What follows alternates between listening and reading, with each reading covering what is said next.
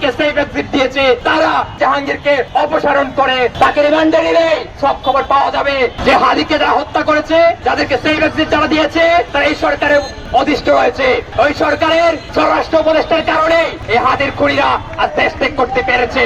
এবং আরো যদি আপনারা খোঁজ নিয়ে দেখেন, তদন্ত করে দেখেন, দেখা যাবে হাদির খুনকে কেন্দ্র করে, তার লাশকে কেন্দ্র করে, তার মৃত্যুকে কেন্দ্র করে যে ফ্যাসিস্ট রাজনীতি গত রাত থেকে শুরু হয়েছে, তার মূলে রয়েছে ওই ফ্যাসিস্ট, ওই স্বরাষ্ট্র উপদেষ্টা জাহাঙ্গীর।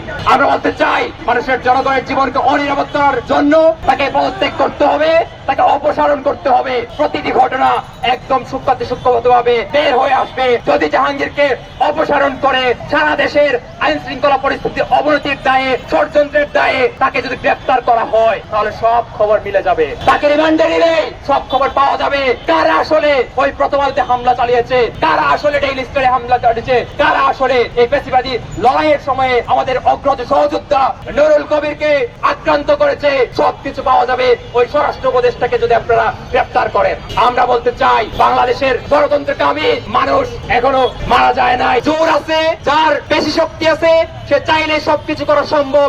এই জিনিসটা যখন প্রতিষ্ঠিত করা হলো, তখনই আসলে শরীফ ওসমান হাদিকে হত্যার উদ্দেশ্যে গুলি চালানো হলো। গুলি চালানোর পরপরই 1 ঘন্টার মধ্যে হত্যাকারীকে, আক্রমণকারীকে, তার নানান ধরনের পরিচয় সোশ্যাল মিডিয়ায় বের হয়ে গেল।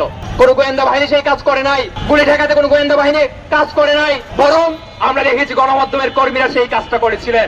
তারপরে রক্ষা হয় নাই, সেই খুনিদেরকে আমরা দেশে আটক করতে পারি নাই। আমরা এখন জানতে পেরেছি ওই খুনি দেশ ত্যাগ করেছে, ভারতে পালিয়ে গেছে।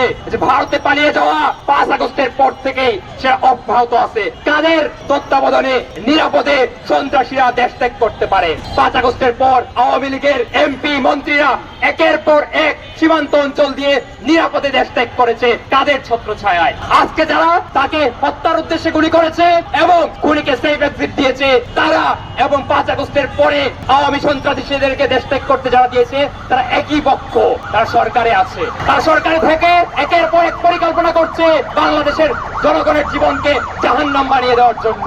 আমরা এই দেশকে জাহান্নাম বানাতে চাই না। আমরা লড়াই করেছিলাম জাহান্নাম থেকে মুক্তির জন্য।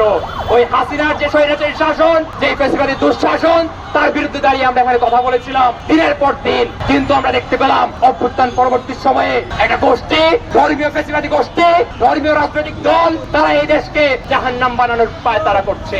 তাদের দল সমর্থন না করলে বাকি সবাই জাহান্নামী, এই ধরনের ফতোয়াবাজি তারা করছে। অথচ ওই দলের নেতারা লাখ লাখ বাংলাদেশের জনগণকে হত্যা করেছিল 1971-এর মুক্তিযুদ্ধে।